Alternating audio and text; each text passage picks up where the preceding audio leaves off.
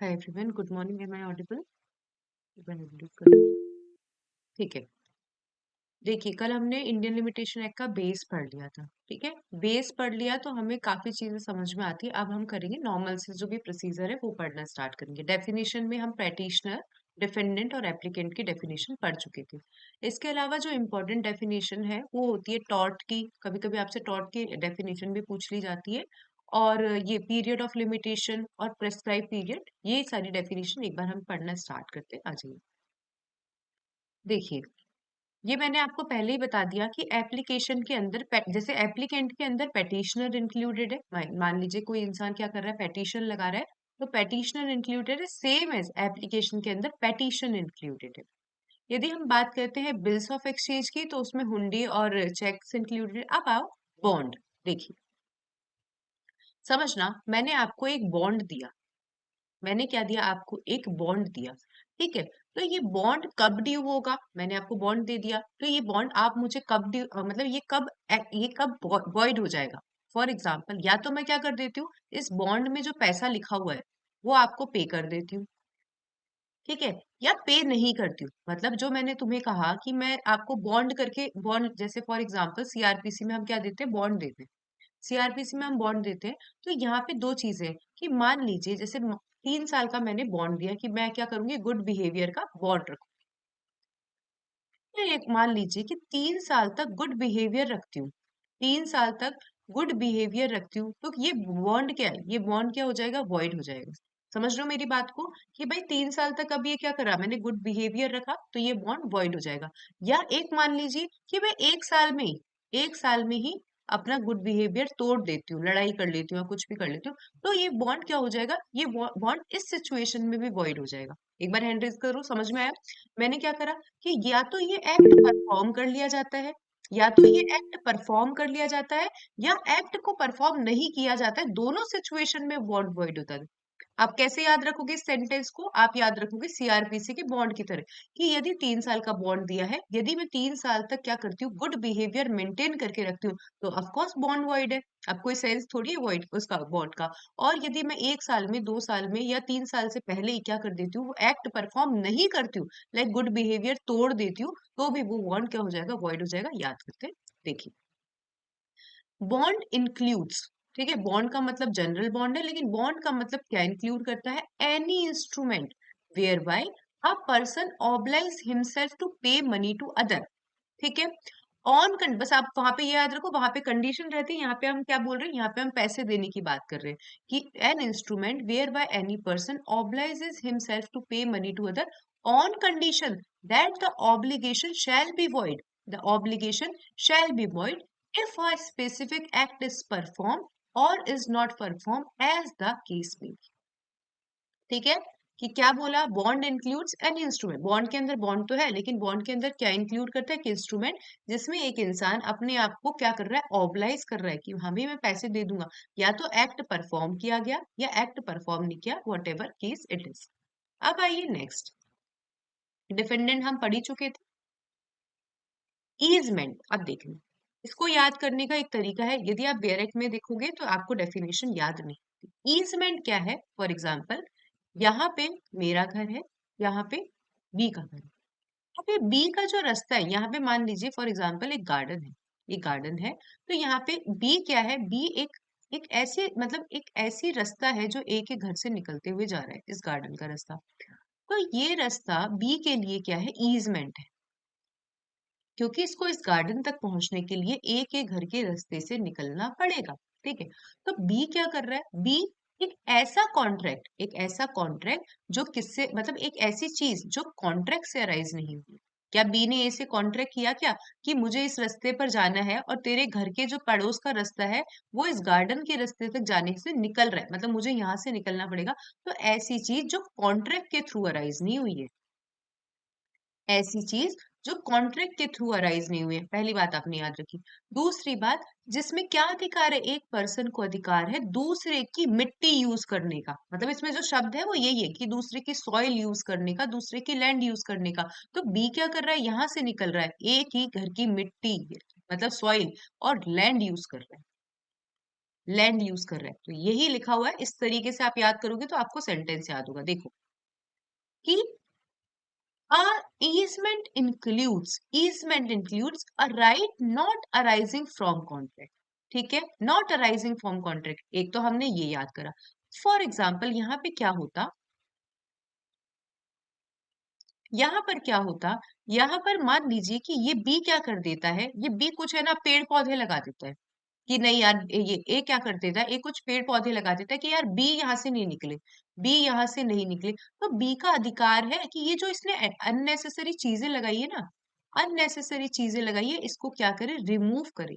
इसको क्या करे, रिमूव करे। क्योंकि भाई यदि यहाँ पे गार्डन में ये ऐसे लगा देगा, मतलब यहाँ पे गार्डन बना देगा या कुछ भी प्लान कर देगा, तो बी नहीं निकल सकता। तो क्या हुआ, an easement is an right which is not accrued from contract. वो जो कॉन्ट्रैक्ट से नहीं बनता है, जिसके अंदर एक पर्सन को अधिकार है, ठीक है, a right which is not arising from contract, why which one person is entitled to remove or appropriate for his own profit। B क्या कर रहा है, अपने बेनिफिट के लिए क्या कर रहा है, जो वहां पे जो दूसरे की प्रॉपर्टी, उसने क्या करा है, दूसरे की प्रॉपर्टी, जो एक ही प्रॉपर्टी पे क्या करा है उसने, कुछ भी प्लांट ब्लेंड या कुछ भी उसने अटैच करा है, कुछ भी सबसिस्ट करा है, उसको क्या करने का अधिकार है, रिमूव करने का अधिकार है। या मान लीजिए उसने 100 प्लांट लगा दिए, 50 प्लांट से भी निकल सकता है, तो 50 प्लांट को रिमूव करने का अधिकार है। देखो, या तो पूरा का पूरा रिमूव करने का अधिकार है, या अप्रोप्रिएट करने का अधिकार है, अपने अधिकार। क्या चीज रिमूव करेगा, any part of the soil belonging to other or anything growing in or attach to or subsisting upon the land of other. याद रहा, वापस हम याद करते हैं कि क्या बोला मैंने, easement is a right not arising from contract। ठीक है, not arising from contract, whereby whereby one person is entitled, क्या है, एक पर्सन एंटाइटल्ड है टू रिमूव, या तो पूरा का पूरा रिमूव कर देगा, और to appropriate soil belonging to another, soil belonging to another या land belonging to another, anything उस जो उस लैंड पे क्या है, एनीथिंग अटैच्ड। मान लीजिए कि उस पे उसने ना कुछ भी लगा दिया, जबरदस्ती अटैच कर दिया उस लैंड पर, ताकि ना बी नहीं निकल पाए। ठीक है, तो अटैच्ड या सबसिस्टिंग या growing on land of another. एक बार हैंड रेज कर दीजिए, समझ में आ जाएगा। बेयर एक्ट से पढ़ोगे तो समझ में नहीं आएगा, मैं बता रही हूँ। बेयर एक्ट की लैंग्वेज में बीच में कुछ इजेमार ऐसा करके लाइन है, अलग से लाइन है, लेकिन यदि आप नोट से इसको 3 पार्ट्स में डिवाइड करके पढ़ लोगे तो आपको इजी गो में समझ में आ जाएगा। एक बार दोबारा याद करते हैं, ईजमेंट की डेफिनेशन इंपॉर्टेंट है। डेफिनेशन नहीं है, इंक्लूजन वाली definition. Easement includes a right not arising from contract by which any person is entitled to remove and appropriate for his own profit any part of soil belonging to another or growing or attached or subsisting upon the land of another। तो इसके अंदर आप अपने bare act में ऐसे example बना लीजिए कि यहाँ पे गार्डन है ए और बी का, ठीक है, ये ए का घर है, ये लैंड है, और ये बी को यहाँ जाना है गार्डन पे। तो ये जो चीजें हैं ना, इनको रिमूव कर सकता है या अप्रोप्रिएट कर सकता है। तो ये है ईजमेंट इंक्लूड्स। फॉरेन कंट्री, ठीक है, कुछ भी नहीं है। 52, जैसे सेक्शन 52 इंडियन पीनल कोड में लिखा हुआ है, वैसे का वैसा यहाँ लिखा हुआ है कि nothing shall be deemed to be done in good faith. कि कोई भी काम गुड फेथ में नहीं माना जाएगा, जब तक कि आपने उसको ड्यू केयर और अटेंशन के साथ नहीं किया है। ठीक है, ये याद रखो, ये नेगेटिव डेफिनेशन दे रखी है, नेगेटिव डेफिनेशन दे रखी है। और इंडियन पीनल कोड में भी I think so negative definition ही दे रखी है, एक बार देख लेना कि नथिंग शैल बी डीम्ड, कि कोई भी काम गुड फेथ में माना नहीं जाएगा जब तक कि उस काम को आप विद ड्यू केयर और विद अटेंशन नहीं कर रहे हो। अभी तक आपको ए, ई और आई, ये वाली तो आपको याद ही रखनी है, बाकी के आप अपने अकॉर्डिंग देख लेना। 2F याद करना चाह रहे हो, 2H याद करना चाह रहे हो, लेकिन 2EI मतलब ये शब्द है तो AEI, ये तो आपको याद रखना है न्यूमेरिकल वाइज की टिप्स पे। देखो, पीरियड ऑफ लिमिटेशन क्या होता है, पीरियड ऑफ लिमिटेशन, जो पीरियड ऑफ लिमिटेशन प्रिस्क्राइब कर रखा है पीछे शेड्यूल में। देखो, पीरियड ऑफ लिमिटेशन क्या है, period of limitation prescribed, period of limitation prescribed कर रखा है पीछे शेड्यूल में फॉर सूट अपील और एप्लीकेशन। और प्रेस्क्राइब्ड पीरियड क्या होता है? प्रेस देखो, जब हम बात करेंगे पीरियड ऑफ लिमिटेशन की, तो पीछे वाले किसकी बात की गई है? शेड्यूल की बात की, ठीक है। शेड्यूल की बात की गई कि पीरियड ऑफ लिमिटेशन क्या होता है। जो पीरियड ऑफ लिमिटेशन शेड्यूल में क्या लिखा रखा है? प्रेस्क्राइब कर रखा है। और जब हम प्रेस्क्राइब की बात करेंगे, आपसे दोनों चीजें पूछी जाती है। प्रेस्क्राइब की बात करेंगे तो आगे वाले लिमिटेशन की बात करेंगे। अब बोलोगे मैम, आगे वाले लिमिटेशन का मतलब क्या होता है? जैसे पीछे लिख रखा है 3 साल, तो आगे जो सेक्शंस दे रखे हैं 1 से लेकर 27 में, उनमें लिखा हुआ है 3 साल को कैसे कैलकुलेट करना है। ठीक है, तो कैसे कैलकुलेट करना है? कभी कभी आपने देखा होगा कि जो फर्स्ट डे होता है, फर्स्ट डे ऑफ लिमिटेशन होता है, उसको इस 3 साल के अंदर इंक्लूड नहीं किया, मतलब first day of cause of action होता है, उसको इस 3 साल के अंदर इंक्लूड नहीं किया जाता है। कभी कभी आपने देखा होगा कि प्रीवियस सेंक्शन की जरूरत है, प्रीवियस सेंक्शन की जरूरत है, तो इसे 3 साल में इंक्लूड नहीं किया जाएगा। कभी आपने देखा होगा कि जजमेंट की कॉपी लेने की जरूरत में हमें जितना टाइम लगा, या मान लीजिए डिग्री की कॉपी लेने में हमें जितना टाइम लगा, उसे 3 साल में इंक्लूड नहीं किया जाएगा। तो what is this? This is period of limitation. What is this? Prescribe period. इसके अकॉर्डिंग ये 3 साल कैलकुलेट किए जाएंगे। एक बार हैंड रेज करो और पढ़ो। ठीक है, जब डेफिनेशन पढ़ते हैं, इसकी डेफिनेशन पढ़ते हैं, पीरियड ऑफ लिमिटेशन और प्रेस्क्राइब पीरियड की डेफिनेशन पढ़ते हैं, मोस्टली लोग कंफ्यूज हो जाते हैं। तो आपको कैसे याद रखना है? पीरियड ऑफ लिमिटेशन जो पीछे दे रखा है लिमिटेशन में, और प्रेस्क्राइब पीरियड जो आगे दे रखा है कि कैसे कैलकुलेट किया जाता है। पढ़ लीजिए। देखिए, period of limitation, period of limitation means the period of limitation prescribed for, ये भी याद रखना है, 2J, very very very important. Period of limitation means the period of limitation prescribed for any suit, appeal or application by the schedule. ठीक है, पीछे वाला। And prescribed period means the period of limitation computed in accordance with the provision of this act. ठीक है, ये मतलब limitation act के sections की बात कर रहा है, और पीरियड ऑफ लिमिटेशन बात कर रहा है शेड्यूल की। अब आओ प्रोमिसरी नोट। प्रोमिसरी नोट क्या होता है? सेम, कि मैं तुझे पैसे दे दूं। मैंने क्या किया? मैंने आपको क्या दिया है? एक पत्र दिया है। प्रॉमिसरी नोट, प्रॉमिसरी नोट का मतलब वचन पत्र, इसको हिंदी में वचन पत्र बोलते हैं। मैंने आपको एक पत्र दिया है, और मैं क्या कर रही हूँ? वचन दे रही हूँ, वचन दे रही हूँ कि मैं आपको पैसे दे दूंगी। अब ये पैसे कब दूंगी? 3 सिचुएशन। एक तो फॉर एग्जाम्पल मैंने आपको कहा कि मैं आपको 1 महीने के अंदर पैसे दे दूंगी, टाइम लिमिटेड। दूसरा, ऐसा होता है कभी कभी आप लोगों ने पुराने टाइम पे देखा होगा कि जैसे ही वो वचन पत्र दिखा दिया जाएगा, मैंने आपको कहा, और आपको मैंने कहा कि जैसे ही तू मुझे वो वचन पत्र दिखा देगा, मेरा मैं मानूंगी कि मेरे पैसे ड्यू हो गए, और लेकिन तेरी जिम्मेदारी क्या है कि तू 1 महीने के अंदर ही दिखाएगा। ठीक है, तो वही दूसरी सिचुएशन एट साइट, समझना, एट साइट। और थर्ड क्या है? On demand. ठीक है, और फर्स्ट सिचुएशन मैंने आपको क्या कही? टाइम लिमिटेड, 1 महीना। दूसरी सिचुएशन कि जैसे ही तूने मुझे वो वचन पत्र दिखाया, बट यू आर रिस्पॉन्सिबल कि आप उसको 1 महीने बाद ही दिखाओगे। और थर्ड नंबर कि ऑन डिमांड, कि जैसे ही तू मुझसे वो पैसे मांगेगा, जैसे ही तू मुझसे वो पैसे मांगेगा, मैं तुझे पैसे चुकाने के लिए क्या हूँ? लाइबल। ठीक है, तो प्रॉमिसरी नोट की डेफिनेशन इंपॉर्टेंट नहीं है। प्रॉमिसरी नोट में ये 3 चीजें इंपॉर्टेंट है, कभी एग्जाम में आ जाए तो, कि या तो टाइम लिमिट, या एट साइट, मैंने जैसे तू मुझे वचन पत्र दिखाएगा, मैं तुझे लाइबल हो जाऊंगी उस पैसे को देने के लिए। ठीक है, और ऑन डिमांड, जैसे ही तू मुझसे पैसे मांगेगा, मैं तुझसे लाइबल हो जाऊंगी उस प्रॉमिसरी नोट को चुकाने के लिए। तो पढ़ते हैं, यही लिखा हुआ है, एक बार बाद में हैंड रेज करना, क्योंकि समझो। Promissory note means any instrument whereby the maker, कौन बना रहा है? पारुल बना रही थी, मेकर इंगेजेस, खुद को इंगेज कर रही है absolutely to pay a specified sum of money. Absolutely, कि हाँ भाई मैं तुझे पैसे पे करूंगी, a specified sum of money, जो किसमें मेंशन है? वचन पत्र में। एट अ टाइम, कौन से टाइम पर?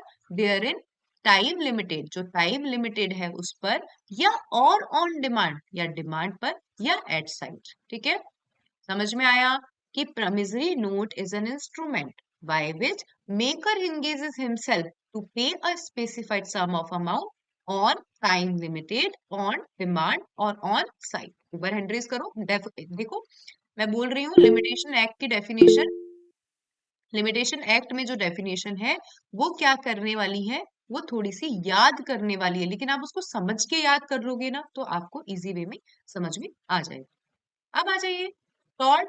टॉर्ट आपको मतलब सूट के अंदर अपील और एप्लीकेशन इंक्लूड नहीं रहता। सूट मतलब सूट है, अपील मतलब अपील है, और एप्लीकेशन के अंदर एप्लीकेशन है, इंक्लूड्स पेटिशन, वो हम पहले पढ़ चुके हैं। अब देखो टॉर्ट। टॉर्ट एक सिविल रॉन्ग है। टॉर्ट क्या है? एक सिविल रॉन्ग है जो ब्रीच ऑफ कॉन्ट्रैक्ट से नहीं होता या ब्रीच ऑफ ट्रस्ट से, स्पेस आएगा, ब्रीच ऑफ कॉन्ट्रैक्ट से नहीं होता और ब्रीच ऑफ ट्रस्ट से नहीं होता। बस इतनी डेफिनेशन याद करो कि टॉर्ट कॉन्ट्रैक्ट के थ्रू अराइज नहीं होता। टॉर्ट मतलब कुछ आपने एक गलत किया है, एक गलत काम किया है जो कॉन्ट्रैक्ट के थ्रू अराइज नहीं हुआ है या ब्रीच ऑफ ट्रस्ट के थ्रू अराइज नहीं हुआ है। अब देखो ट्रस्टी। ट्रस्टी मतलब ट्रस्टी तो होता है ट्रस्टी। फॉर एग्जाम्पल मैंने आपको क्या बनाया, मान लीजिए पारुल है, किरण है, मैंने आपको ट्रस्टी बनाया है मेरी किसे, मान लीजिए मेरा एक स्कूल है उसका आपको मैंने ट्रस्टी बना दिया। अब किरण मैम आप ट्रस्टी हो। Trustee includes trustee but what does not include in trustee, समझना। बेनामीदार। बेनामीदार। किरण मैम इस स्कूल की प्रॉपर्टी को विदाउट किसी नाम उसको कुछ भी नहीं है, बस एक प्रॉपर्टी को मेंटेन करके चल रही है। ट्रस्टी डज नॉट इंक्लूड बेनामीदार जिसका कोई नाम वाम नहीं है, ऐसे ही संभाल के चल रही है। और trustee what does not include in trustee, for example Parul है। पारुल है, किरण मैम से इसने 10 लाख रुपए लिए थे, ठीक है, और किरण मैम को इसने एक प्रॉपर्टी किस पे दे दी, मोर्गेज पे दे दी, ठीक है, ये एक सिंपल मोर्गेज हो गया। अब यहाँ पे क्या इंक्लूड नहीं है, पारुल ने ऑलरेडी इसको 10 लाख रुपीज पे कर दिए, जो पैसे लिए थे वो इसको पे कर दिए विद इंटरेस्ट। अब क्या होता है, पारुल इनसे मांग रही कि भाई मेरी प्रॉपर्टी वापस कर, मेरी प्रॉपर्टी वापस करो। अब किरण मैम क्या कर रही है, इस प्रॉपर्टी को वापस नहीं कर रही है। समझ में आया एग्जाम्पल मैंने क्या कहा, कि Parul took a loan of 10 lakh rupees from Kiran, ठीक है, and has mortgaged the property to the Kiran. Parul has already paid the, मतलब पारुल ने पे कर दिया है पूरा का पूरा अमाउंट, बट किरण क्या कर रही है, किरण रीइंस्टेट नहीं कर रही, रिस्टोर नहीं कर रही है पारुल की प्रॉपर्टी को। अब किरण कौन है, एक ऐसी ट्रस्टी है, एक ऐसी ट्रस्टी है जो अमाउंट पे होने के बावजूद भी क्या कर रही है, उस एक ऐसी ट्रस्टी मतलब एक ऐसी वो है मोर्गेजी, ट्रस्टी नहीं, एक ऐसी मोर्गेजी है जो अमाउंट पे होने के बाद भी रीइंस्टेट नहीं कर रही है, रिस्टोर नहीं कर रही है प्रॉपर्टी को, तो ये किरण ट्रस्टी नहीं है। संभाल चाहे प्रॉपर्टी को मेंटेन करके रख रही है, लेकिन किरण ट्रस्टी नहीं है। ऐसा नहीं है कि वो प्रॉपर्टी को संभाल के रख रही है लोन पे होने के बाद भी, तो वो ट्रस्टी है जी नहीं। डेफिनेशन में यही लिखा है, देखिए। Trustee does not include a benamidar. Trustee does not include a benamidar. और क्या इंक्लूड नहीं करता, a mortgagee remaining in possession after the mortgage debt has been satisfied और a person in wrongful possession without title. ठीक है, तीन चीजों को ट्रस्टी की डेफिनेशन में इंक्लूड नहीं किया है, बेनामीदार, mortgagee under possession of the property even after that has been fully satisfied, और wrongful possession में कोई पर्सन रह रहा है विदाउट एनी टाइटल।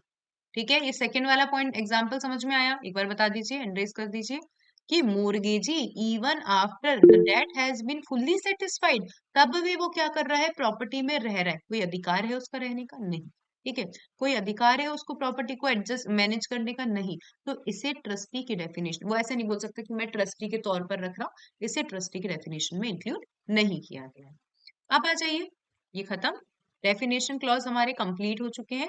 आपको कौन कौन से याद रखने हैं मैंने आपको बता दिया, जो याद करने वाले हैं, याद तो अंदर से सब करोगे लेकिन टिप्स पे आपको 2A 2E 2I 2J, ये तो आपको याद रखना है, ठीक है, ये याद रखना है, ये एग्जाम में पूछ लिए जाते हैं। बाकी अंदर की डेफिनेशन आपको सबकी याद रखनी है। अब आओ बार टू लिमिटेशन। देखो, बार ऑफ लिमिटेशन, ठीक है, क्या क्वेश्चन है, पार्ट सेकंड स्टार्ट हो गया, every suit institute appeal preferred and application made. मैंने कल भी आपको बताया था कि तीन शब्द यूज करेंगे, अपन सूट लगाते हैं, एप्लीकेशन प्रेफर करते हैं, और सूट इंस्टीट्यूट करते हैं, एप्लीकेशन प्रेफर करते हैं, और अपील प्रेफर करते हैं, और एप्लीकेशन को मेड करते हैं। क्या बोला, आफ्टर प्रिस्क्राइब टाइम पीरियड, की आपने जो टाइम पीरियड प्रिस्क्राइब कर रखा है उसके बाद में आप लगा रही हो, तो ये सेल बी डिसमिस, ये क्या हो जाएगी, डिसमिस हो जाएगी। क्या बोला, वही सेम सेम बात बोली है सेक्शन नंबर 3 में, कि कि हर जो भी प्रोविजन मेंटेन कर रखे हैं सेक्शन नंबर 6 से लेकर 24 में मेंशन कर रखे हैं, every suit institute appeal preferred और application made after the prescribed period shall be dismiss. ये आपने यदि बाद में लगाई है ये चीजें, वो डिसमिस कर देगा कोर्ट। ठीक है, डिसमिस कर देगा। ठीक है, रिजेक्शन ऑफ प्लेन का ग्राउंड है, आफ्टर लिमिटेशन पीरियड आपने चीजें करी है तो डिसमिस कर देगा, आपकी प्लेन को रिजेक्ट कर देगा। अब यहाँ पे ये बात होती है important, although limitation has not been set up as in defense। ठीक है, अब इसका क्या मतलब है, यदि आप डायरेक्ट पढ़ोगे तो वहां पे ये लिखा हुआ है कि तीनों चीजें लगाई है आपने प्रिस्क्राइब टाइम पीरियड के बाद, तो आपकी जो अपील सूट और एप्लीकेशन है इसे डिसमिस कर दिया जाएगा। अब वहां पे ये लाइन लिखिए, ऑल्दो द, तो बी है the limitation has not been set up as defence. तो इसका क्या मतलब है, कोई बता सकता है इसका क्या मतलब है? शिवानी मैम, गौरांश, प्रणय, कोई बताइए। although the limitation has not been set up as defense। Mike on करिए, Gauransh idea. Ma'am limitation period जो भी होगा उसे हम एज ए डिफेंस नहीं ले पाएंगे। नहीं, और कोई? Shivani ma'am idea. मैम ये फी लगा सकता है। ठीक है, और प्रणय, मतलब अभी ये चीज गलत है। प्रणय, आपको कोई idea? although the limitation has not been set up as defense, कोई आइडिया है तो बताओ, एक बार माइक ऑन करो। No ma'am. किसी को, किरण मैम या जतिन सर, कोई आइडिया? अब देखो बताते हैं, यदि किसी को आइडिया, किरण मैम, जतिन सर, देखो समझना, although the limitation has not been set up as defense। समझो कि क्या बोला, पारुल ने लगाया 3 साल बाद सूट, मतलब 3 साल मनी सूट का टाइम पीरियड है, 3 साल बाद सूट इंस्टीट्यूट कर दिया। ठीक है, अब क्या होता है, डिफेंडेंट डिफेंडेंट आके कोई भी ऑब्जेक्शन नहीं उठा रहा है, कोई भी ऑब्जेक्शन नहीं उठा रहा है कोर्ट के सामने कि सर ये सूट तो क्या है, लिमिटेशन से बार्ड। तो ये बोला है कि चाहे डिफेंडेंट ने डिफेंस में ये चीजें नहीं लिखी हो कि ये लिमिटेशन, ये जो सूट है ये लिमिटेशन से बाहर है, it is the duty of the court. ये किसकी ड्यूटी है? ये ड्यूटी है कोर्ट की, कि देखना कि ये जो सूट है वो लिमिटेशन से बाहर है या नहीं। तभी यहाँ पे ये लाइन लिखी है, although the limitation has not been set up as defense, कि चाहे डिफेंस में ये तथ्य नहीं उठाया गया हो कि ये जो सूट है ये लिमिटेशन से बाहर है, डिफेंडेंट की ड्यूटी नहीं है उसको देखना, ये ड्यूटी है कोर्ट की, ताकि वो क्या करे, वो देखे कि ये जो एप्लीकेशन लगाई है, ये सूट लगाया है, अपील लगाई है, ये लिमिटेशन से बाहर है या नहीं। एक बार हैंड रेज करो, समझ में आई लाइन? लाइन इंपॉर्टेंट है, although the limitation has not been set up as defense। आ जाइए, यही लिखा हुआ है, although the limitation has not been set up as defense, that is, even defendant does not argue that the suit is barred by limitation, it is the duty of the court to take notice of this provision, plea of limitation can be raised at any stage। ठीक है, ये आपको याद रखना है इसका मतलब। अब आ जाइए नेक्स्ट, कब माना जाएगा एक सूट इंस्टीट्यूट, देखते हैं। तो याद है, छोटी छोटी चीजें हैं। अब देखो, नॉर्मल, पहले हम पढ़ेंगे कि कब माना जाएगा सूट इंस्टीट्यूट, सेक्शन 3 इंपॉर्टेंट है, नॉर्मल चीजें। नॉर्मल सूट के केस में जब वो केस प्रॉपर ऑफिसर, कोर्ट किसी ना किसी को ऑफिसर बनाता है ना कि तू सूट एडमिट कर, जब वो सूट प्रॉपर ऑफिसर को क्या कर दिया जाएगा, प्रेजेंट कर दिया जाएगा। सूट इंस्टीट्यूट तब माना जाएगा जब वो प्लेंट, उस सूट का प्लेंट है, प्रॉपर ऑफिसर को क्या कर दिया जाएगा, प्रेजेंट कर दिया जाएगा। ठीक है, मान लिया। अब बात करते हैं पॉपर, ये प्रॉपर है, ये पॉपर है, मतलब इंडिजेंट पर्सन। इंडिजेंट पर्सन की सिचुएशन में क्या होता है मैं आपको बताती हूँ, यदि मतलब बच्चों ने, 2-3 बच्चों ने सीपीसी पढ़ा है, हमने पहले भी डिस्कस किया है ये indigent person. For example, Parul गई, अब इंडिजेंट पर्सन में क्या लगती है गौरांश? इंडिजेंट पर्सन में सूट प्लेंट लगेगा कि एप्लीकेशन लगेगा? एप्लीकेशन में। अब इंडिजेंट पर्सन में पारुल गई, एप्लीकेशन लगाई, क्योंकि प्लेंट प्रस्तुत नहीं माना जाएगा अब इसको, एप्लीकेशन लगाने गई है कि सर मैं इंडिजेंट पर्सन हूँ, मैं इंडिजेंट पर्सन हूँ, आप मुझे एज एन इंडिजेंट पर्सन इस सूट को कंटिन्यू करने की क्या दो, परमिशन दो। अब ये मान लीजिए अभी एप्लीकेशन लगी है। अब इस एप्लीकेशन को क्या कर दिया, इस एप्लीकेशन को कोर्ट ने, ये एप्लीकेशन लगी थी 1/4/2024 को, 1 अप्रैल 2024 को एप्लीकेशन लगी थी। कोर्ट ने इस एप्लीकेशन को मान लीजिए 1 मई 2024 को क्या कर लिया, एक्सेप्ट कर लिया। मैंने क्या बोला, एक्सेप्ट कर लिया। तो अब ये एप्लीकेशन कैसे कंटिन्यू होगी, एज ए सूट कंटिन्यू होगी। प्रणय, एक बार हैंड रेज करो, समझ में आई, बाकी बच्चों को तो समझ में आया होगा। प्रणय, शिवानी, क्योंकि सीपीसी में पढ़े हुए प्रणय और शिवानी, आप दोनों को समझ में आया। इस कोर्ट ने 1 अप्रैल 2024 में, पारुल गई थी as an indigent person application लगाने 1 अप्रैल 2024 को, लेकिन इस कोर्ट ने एक्सेप्ट करी है 1 मई 2024 को। तो आप बोलोगे यहां से सूट कंटिन्यू हुआ, सूट तो यहां से कंटिन्यू है। जी नहीं, जब एप्लीकेशन को एक्सेप्ट कर लिया जाता है इंडिजेंट पर्सन की, तो सूट कंटिन्यू कब से माना जाता है, इस तारीख से, when application is presented by the pauper to the proper person. देखिए,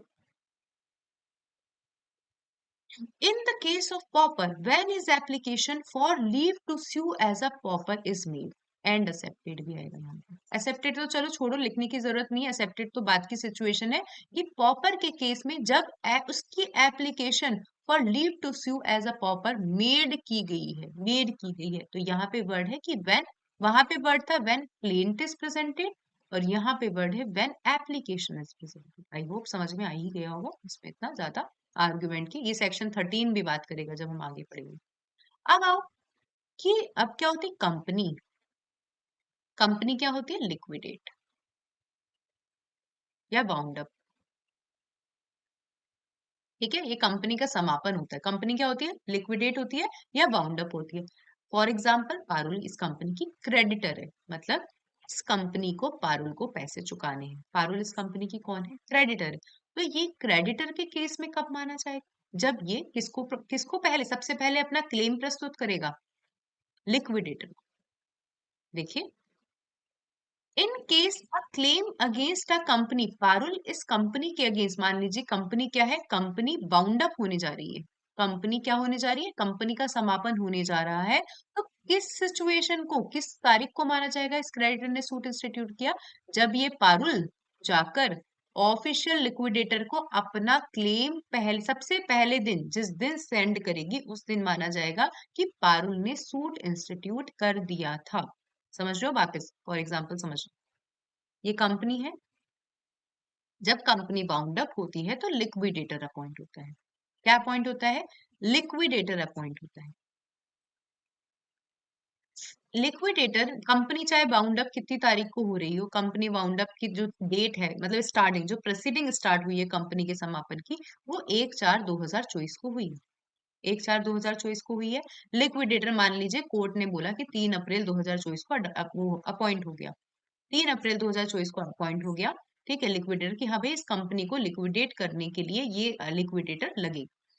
अब पारुल को इस कंपनी से पैसे लेने हैं, पारुल को इस कंपनी से पैसे लेने हैं, तो ये जो पारुल की सूट इंस्टीट्यूट की डेट, ना तो ये मानी जाएगी जिस दिन कंपनी की प्रोसीडिंग स्टार्ट हुई, ना तो जिस दिन लिक्विडेटर अपॉइंट हुआ तब मानी जाएगी। पारुल ने इस लिक्विडेटर को बोला कि भाई मैं भी पैसे मांगती हूँ कंपनी से 10 अप्रैल 2024 को, तो कब मानी जाएगी, जब पारुल ने सबसे पहले इस लिक्विडेटर को अपना क्लेम भेजा, अपना क्लेम भेजा, पारुल माना जाएगा कि पारुल ने 10 अप्रैल 2024 को क्या करा है, सूट इंस्टीट्यूट किया है। ठीक है, तो नॉर्मल 3 याद कर लिए अभी तक हमने। नॉर्मल केस में प्लेन प्रस्तुत हुआ, पॉपर के केस में एप्लीकेशन प्रस्तुत हुई, और ये जो लिक्विड, ये जो कंपनी बाउंड अप के केस में जब जो क्लेमेंट ने, जो क्लेमेंट है, जो क्रेडिटर है, उसने सबसे पहले अपना क्लेम ऑफिशियल लिक्विडेटर को भेजा। ठीक है, समझ में आ गया होगा। अब आ जाइए सेटअप और काउंटर के।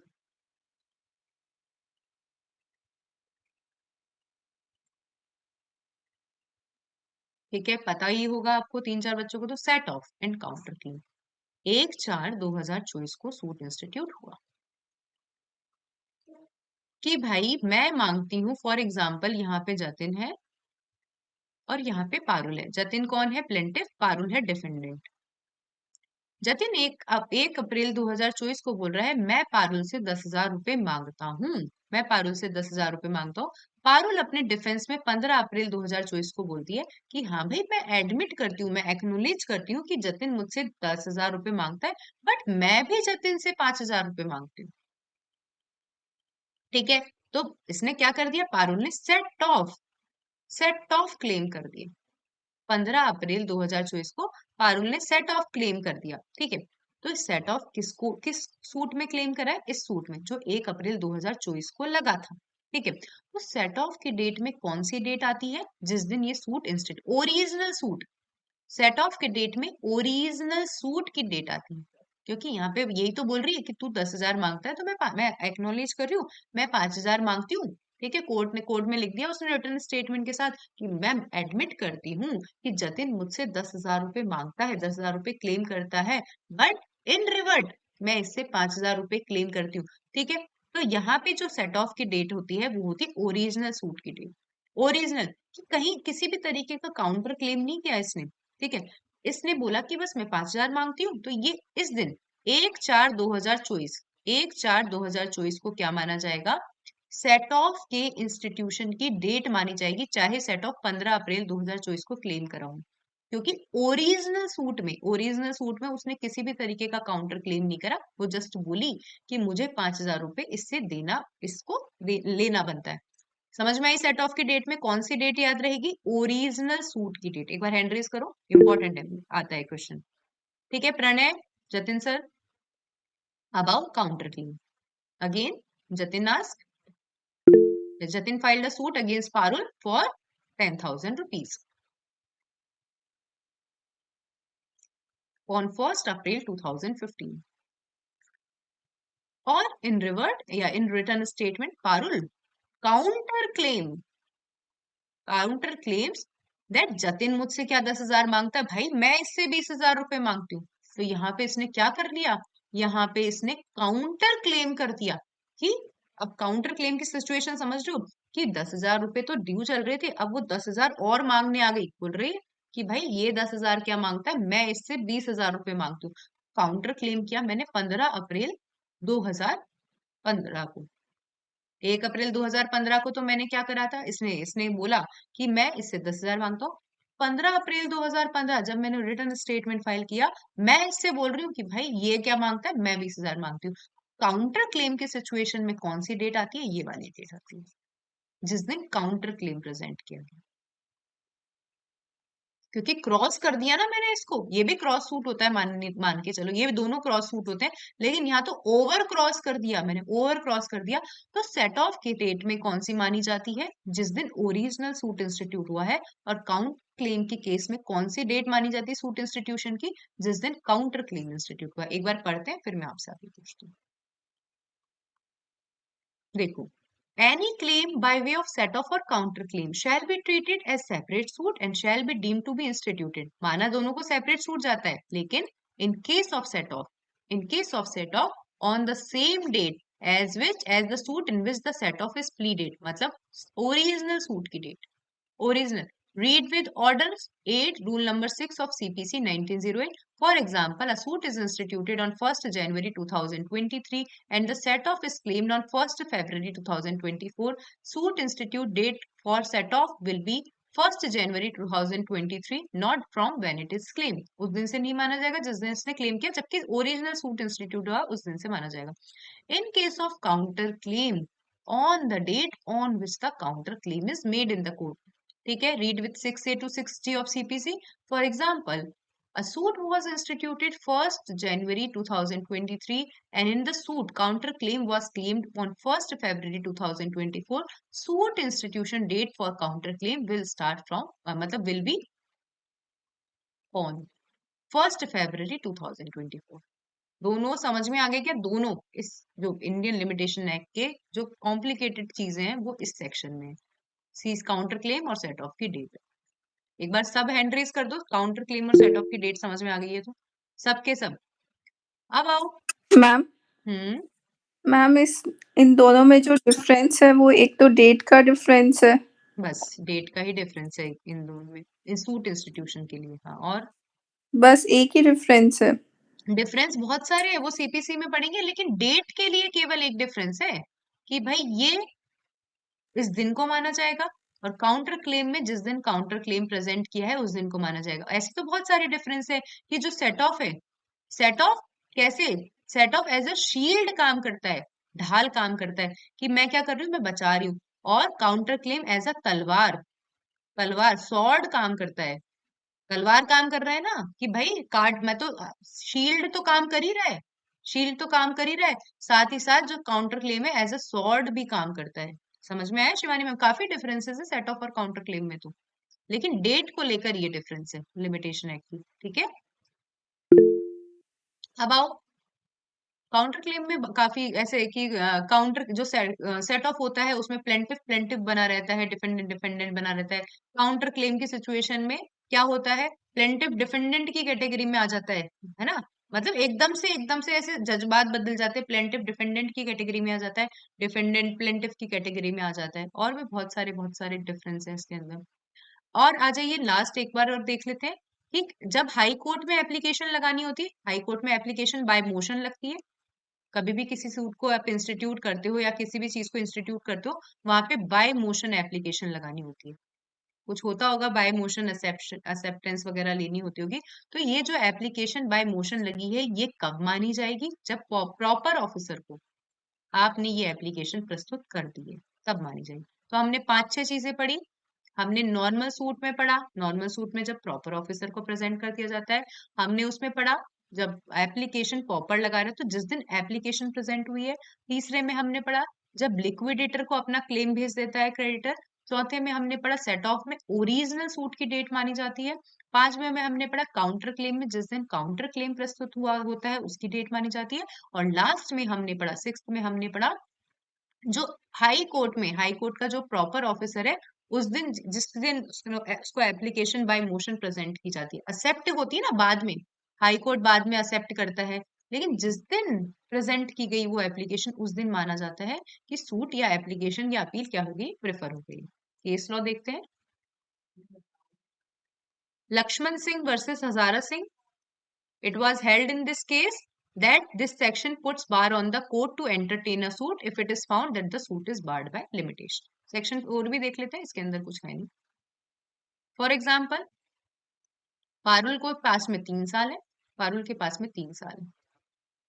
जब ये 3 साल, ये जब मान लीजिए 365 इंटू 3, जो भी मान लीजिए कितना जाएगा, या मान लीजिए 1000 दिन आ जाएंगे, फॉर एग्जाम्पल मानते हैं कि जब ये 1000वां दिन खत्म होने जा रहा है, 1000वां दिन खत्म होने जा रहा है, पारुल आई कि भाई मेरे को सूट इंस्टीट्यूट करना है, 3 साल का टाइम है ना मेरे, आज चाहे दिन आखिरी है, चाहे दिन आखिरी है, लेकिन मैं तो टाइम से आ गई, मैं तो टाइम से आ गई। ये कोर्ट बंद है, ये कोर्ट बंद है, ये दुखी हो गई, ठीक है, ये कोर्ट बंद है, ये दुखी हो गई कि यार मैं तो टाइम से आ गई थी, 1000वें दिन आ गई तो मेरा टाइम तो है ना।